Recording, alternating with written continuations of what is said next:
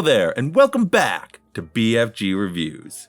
As always, I want to thank anyone who's watched my previous videos and remind everyone to please like, share, and subscribe. Now I know that I've been gone for a while, but something kind of happened to the world, and that doesn't matter. All that matters is that I'm back, and the movie I'm reviewing for this week's episode is The Batman. Directed by Matt Reeves and starring Robert Pattinson as the titular Batman, Zoe Kravitz as Selina Kyle / Catwoman, and Paul Dano as the Riddler. Also starring Jeffrey Wright, Colin Farrell, John Turturro, Jamie Lawson, and Andy Serkis. Set in his second year of crime fighting, The Batman follows Bruce Wayne's Batman as he uncovers Gotham's corruption. While pursuing the Riddler, a new serial killer that targets Gotham's elite, Bruce is forced to question his family involvement in Gotham's shady past. So, if you've watched any of my earlier videos, you know that anytime I review a franchise or a legacy character that's getting a reboot, I like to give my history on said character or franchise to kind of let you know where I'm coming from. And obviously, I love Batman. I'm called the big freaking geek. It would be kind of weird if I didn't love Batman. I grew up watching the Batman animated series and Justice League. Some of my first movies with Batman were Batman 89, Batman Forever. I loved those. But I do feel that DC and probably Warner Brothers has been relying on Batman a bit too heavily. It kind of sometimes can become stale. Luckily, that is not the case with The Batman. Not only is it a good film, it's also a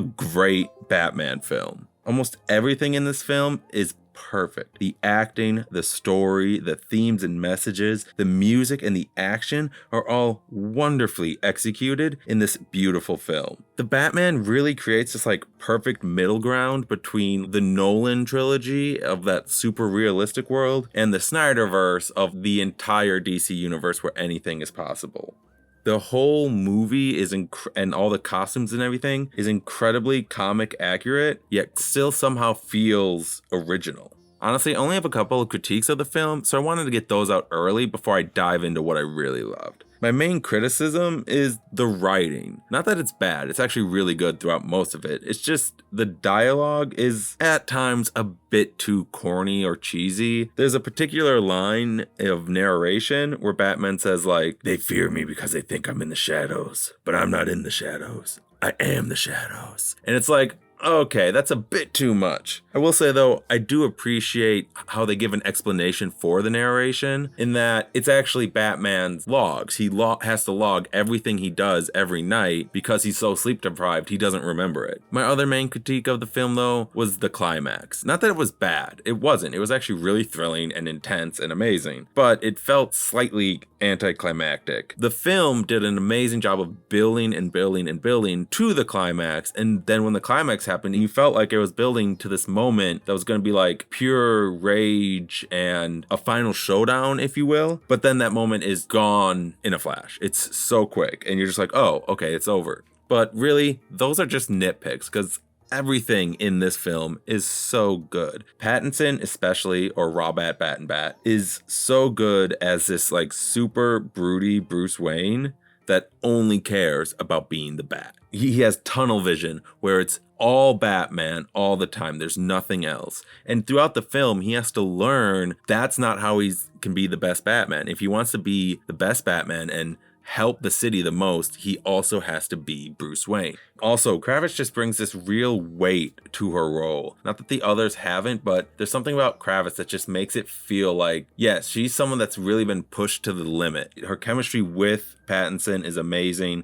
It's honestly one of the best portrayals of the cat-bat relationship I've seen. Colin Farrell, though, as the Penguin, oh my god, he is unrecognizable. He does this great job as playing this dude who thinks he's just above everyone else. I could see how some might think it's a bit too cartoonish, because he's whoa, hey there, darling, what you doing now? Take it easy.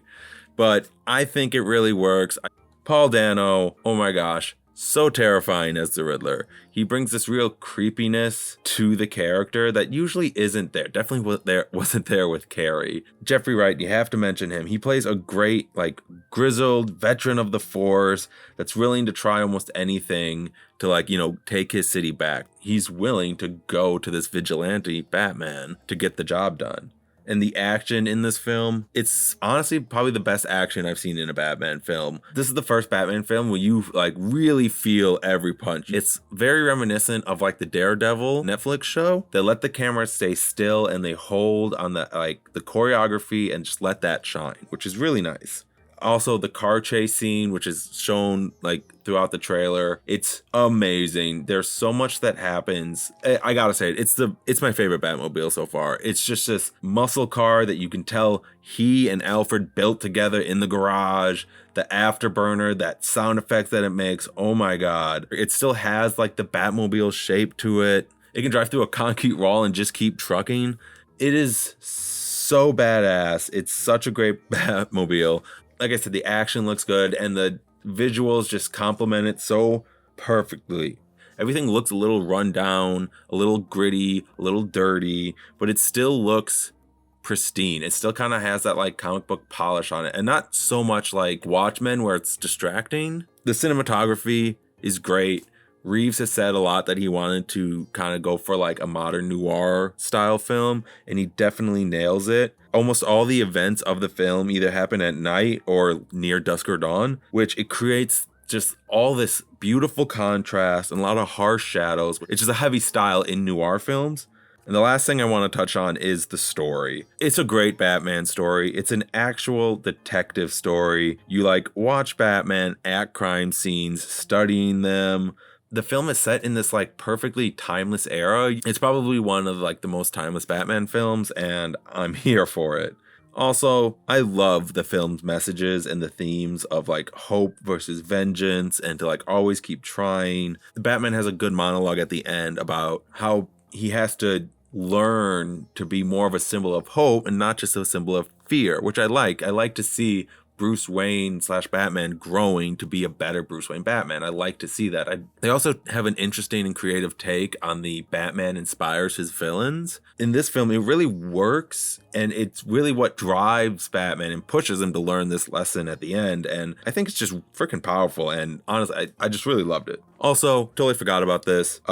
They had like some of the best use of the bat signal ever. Not only is it obviously a signal to try to contact Batman, but also it really showed how it instilled fear in criminals. Also, Michael Giacchino's score is incredible. Honestly, I'm definitely going to be listening to the soundtrack over the next few weeks. So, in the end, The Batman is an intense murder mystery / political crime thriller / superhero film. Amazing acting, action, visuals, and music are all used to tell a compelling story about the use of hope over fear and beating up bad guys. Despite some clumsy writing and some personal issues with the climax, The Batman easily earns an A letter grade.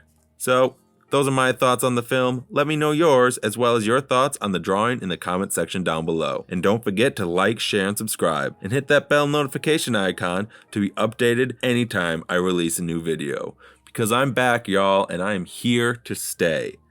So thank you, everyone, and please, have a great day.